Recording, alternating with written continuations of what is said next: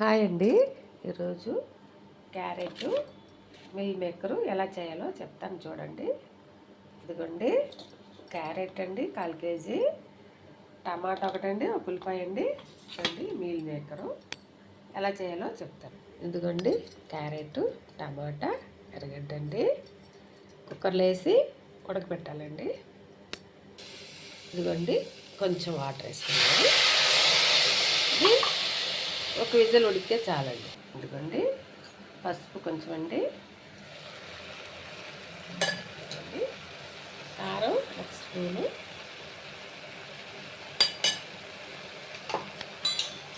ఎందుకండి సాల్ట్ తగినంత సాల్ట్ వేసుకోవాలి. ఇందులో వేసేసుకొని ఇక్కడ పెట్టేసుకోవాలి. కుక్కర్ మూత పెట్టేసాను. ఒక విజిల్ వస్తే ఆపేయాలండి.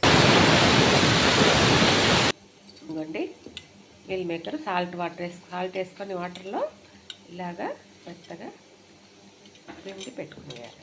మెత్తగా వచ్చేస్తుంది.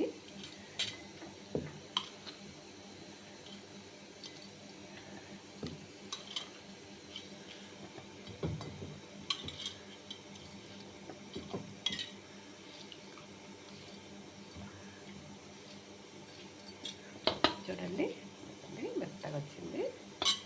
ఇలాగా మెత్తగా వచ్చేయాలి. మరీ మెత్తగా వచ్చేయకూడదు, మరీ గట్టిగాను ఉండకూడదు, మితంగా ఉండాలి.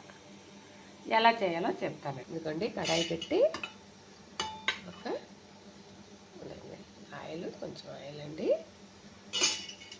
తర్వాత ఎందుకండి ఏలక్కాయ, కొంచెం సోంపు, ఒక లవంగం, కొంచెం ఆవాలండి, ఇవన్నీ వేసేసుకోవాలి. ఇదిగోండి వేగాయి. ఇప్పుడు మిల్ మేకర్ వేసుకోవాలి. కావాలంటే అల్లం వెల్లుల్లి పేస్ట్ కూడా వేసుకోవచ్చండి, కానీ నేను వేయలేదు. ఎందుకండి ఇందులోనే కొంచెం ఎక్కువ లేదండి, టేస్ట్ కోసం కొంచెం అల్లం వెల్లుల్లి పేస్ట్ వేసాను. ఇప్పుడు ఫ్రై చేస్తాను. ఎర్రగా వేసుకోవాలి. ఇదిగోండి క్యారెట్ ముక్కలు ఉడికిపోయాయి. ఇదిగోండి మిల్ మేకర్ కూడా వేగిపోయింది. ముక్కలు దాంట్లో వేసేసుకుందాం. ఇదిగోండి మిల్ మేకర్లో క్యారెట్ ముక్కలు వేసేసాను. ఇప్పుడు ఫ్రై చేసుకుంటానండి.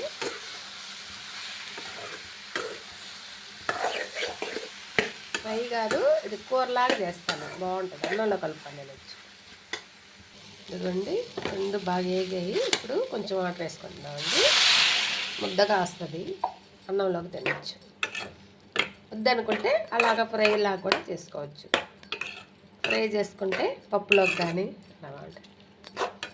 కొంచెం వాటర్ వేసాను, కొంచెం గ్రేవీ వస్తే అన్నంలోకి తిందామని. చూడండి బాగుంది. తర్వాత కొత్తిమీర కరివేపాకు వేసి ఆపేస్తానండి. మిల్ మేకర్ క్యారెట్ కూర అయిపోయింది. స్టవ్ కట్టేస్తానండి. నా వీడియో కానీ నచ్చినట్టయితే లైక్ కొట్టండి, షేర్ చేయండి, సబ్స్క్రైబ్ చేయండి. కూర బాగుంటుందండి, వండుకొని తినండి. నమస్తే అండి.